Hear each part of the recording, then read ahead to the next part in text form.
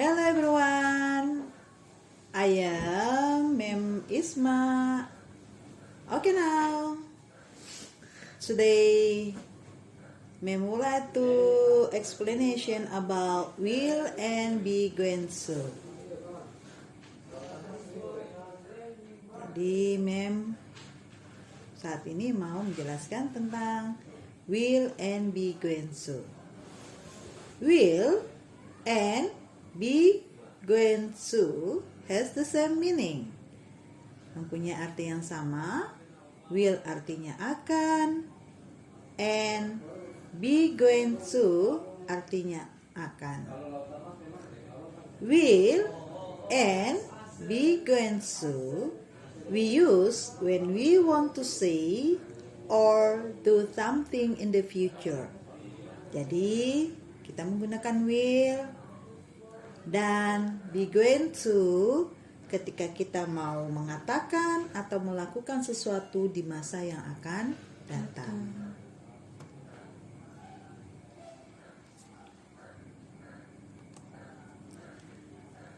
Oke, will and be going to pada umumnya sering kita jumpai di dalam tenses the present future tense.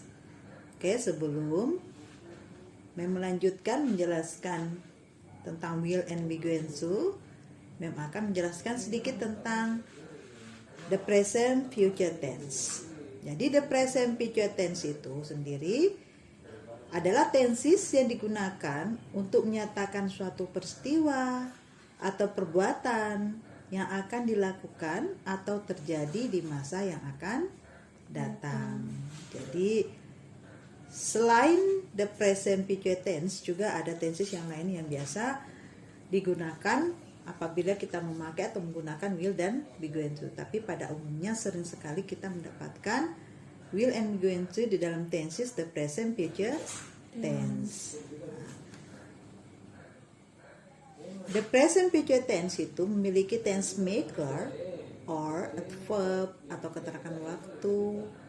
Itu ada tomorrow, besok, tonight, nanti malam, someday, suatu hari, next week, minggu depan, next year, tahun depan, next Sunday, hari minggu depan. Ini seterah. Ini menandakan bahwa masih ada lagi yang lain, ya tense maker atau verb yang digunakan di dalam the present future tense.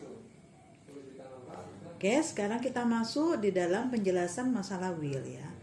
Adapun rumus yang digunakan yaitu formula or rumus ada subject plus will plus verb one.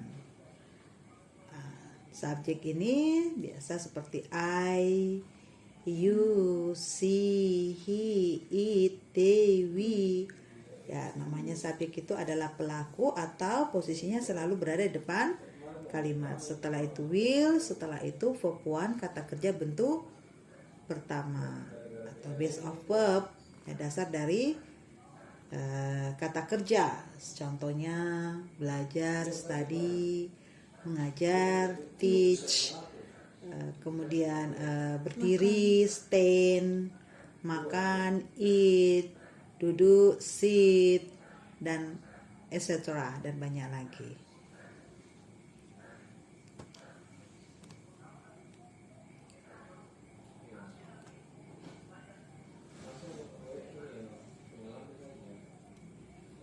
Pengenalan will.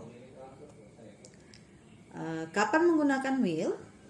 Will digunakan untuk menyatakan yang pertama instant decision, ya, keputusan atau tindakan yang spontan. Jadi kalau kita melakukan tindakan atau suatu keputusan secara spontan maka kita menggunakan will. Nah di sini mengambil examples, ya, contoh ada dua. I will eat at the canteen. Ya. Saya akan makan di kantin. Dan I will talk you later. Saya akan berbicara padamu nanti. Jadi suatu tindakan atau keputusan yang secara spontan. Oke. The second one, will digunakan untuk menyatakan promise, janji. Jadi kalau kita menjanjikan sesuatu kepada seseorang, kita juga menggunakan will. Di sini mengambil contoh examples. I will come to your house tonight. Saya akan datang ke rumahmu nanti malam. I will buy you a new toy. Saya akan membeli sebuah boneka baru untukmu.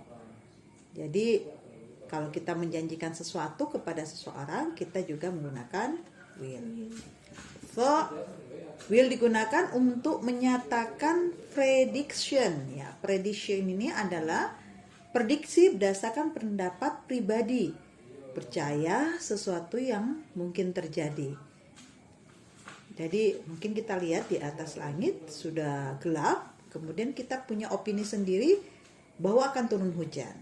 Nah, seperti itu prediction. Ini yang sesuai dengan pendapat sendiri. Example di sini, take an umbrella. I think it will rain. Bawalah payung atau ambillah payung. Saya pikir nanti akan hujan. Kemudian, contoh yang kedua, I think grade 9A will win in the school soccer. Ya. Saya rasa kelas 9 tingkat kelas 9A akan menang di sepak bola sekolah. Oke. Kemudian yang terakhir, threat. Ya, threat ini memaparkan atau membuat suatu ancaman, ya. Membuat suatu ancaman kepada seseorang supaya orang itu tidak melakukan perbuatan itu lagi. Di sini memang ambil examples. I will tell Dad if you lie again. Saya akan mengatakan kepada ayah jika kamu berbohong lagi. Kemudian contoh yang kedua, I will leave you alone if you start yelling at me. Saya akan meninggalkan kamu sendiri jika kamu masih berteriak pada saya. Jadi suatu ancaman supaya orang yang diancam itu tidak melakukan perbuatan itu lagi. Nah, jadi will digunakan untuk menyatakan instant decision, promise, prediction, and threat. Okay, next. Selanjutnya kita masuk pengenalan Biguensu. Adapun rumus yang digunakan dalam kalimat positif di dalam menggunakan Biguensu yaitu subject plus to be. Di sini ada plus to be, is are plus Guensu. Ya. Plus Guensu. Oke, subjek seperti yang tadi yang sudah paparkan, ya, I, you, she, he, it. Nah, kemudian satu nama perempuan, satu nama laki-laki, atau gabung antara nama perempuan satu dengan nama perempuan yang lain, atau nama laki-laki dengan gabung dengan nama perempuan, itu namanya subjek. Subjek itu selalu ada di depan kalimat. Kemudian ya, kalau subjeknya I, to be-nya kalau subjeknya orang ketiga tunggal, she, he, it, maka to be-nya is. Kalau subjeknya you, maka to be-nya are. Ini secara plus going to.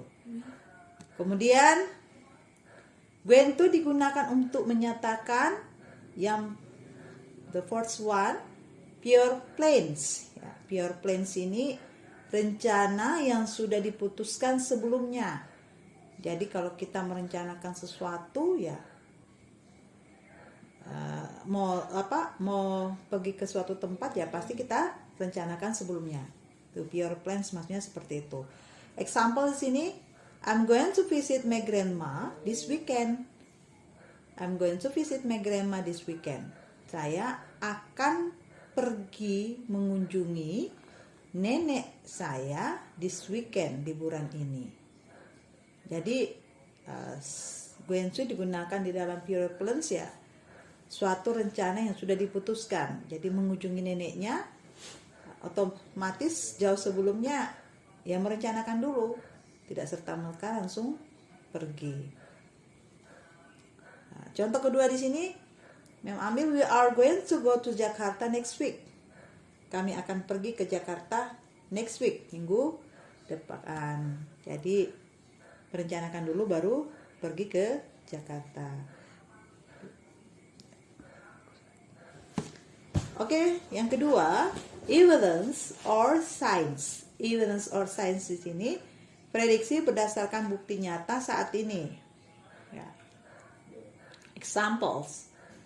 Jadi sesuai dengan fenomena alam. Jadi memprediksikan suatu berdasarkan bukti nyata atau fenomena alam yang terjadi. Contoh di sini memang ambil look at the clouds, it's going to rain. Ya. Lihat awan, it's going to rain. Karena lihat mungkin awannya sudah gelap di atas langit sana. Dia memprediksikan bahwa akan turun hujan. Kemudian yang kedua, I bet Indonesia is going to win. The score 4-1. Saya bertaruh Indonesia akan menang karena skornya sudah 4-1. Jadi Biguensu digunakan untuk menyatakan yang pertama, number 1, pure plains, number 2, evidence or science. Okay, now perbedaan will versus Biguensu. The difference between will and Biguensu. Di sini Mem pakai bahasa Indonesia. Will, keputusan spontan. Nah, contoh di sini Mem ambil I will call him later. Ya, saya akan menelpon dia nanti. Jadi suatu keputusan secara spontan. Kalau Biguensu itu rencana yang sudah diputuskan. Ya. Kalau yang will keputusan spontan, kalau Biguensu rencana yang sudah diputuskan. Contoh di sini I'm going to call him tomorrow. Ya. I'm going to call him tomorrow, rencana yang sudah diputuskan. Kemudian will prediksi berdasarkan opini. Contoh di sini, I think it will rain later. Ya, berdasarkan opini. Biguensu prediksi berdasarkan bukti saat ini. Look at the dark clouds. It's going to rain soon. Lihatlah awan yang hitam. It's going to rain soon. Akan turun hujan segera. Jadi prediksi berdasarkan bukti saat ini. Well, student, maybe enough for our explanation about will and Biguensu. And now, exercise. Complete the following sentences with use will or Biguensu. Number 1, I promise I blank marry you. Okay.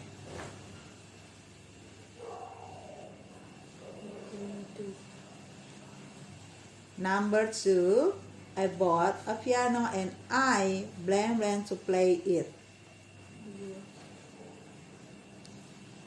Which one the true answer? Will or to be going to? And then number 3, I am tired. I think I blank go to bed early. Number 4, don't promise. I promise. I blank take care of kids.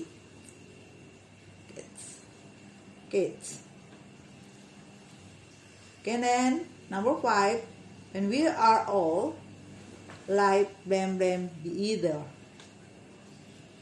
Number 6, look, The dog has had an accident. Oh no. I blank blank call an ambulance. Okay, now number 7. Nobody in David's class can speak English. They blank blank lost the debate. And then number 8. Are you hungry? I blank blank give you something to eat. Number 9. I blank blank get a new phone next month. Number 10. Look out, he blank blank part. Okay, thank you for your attention. See you.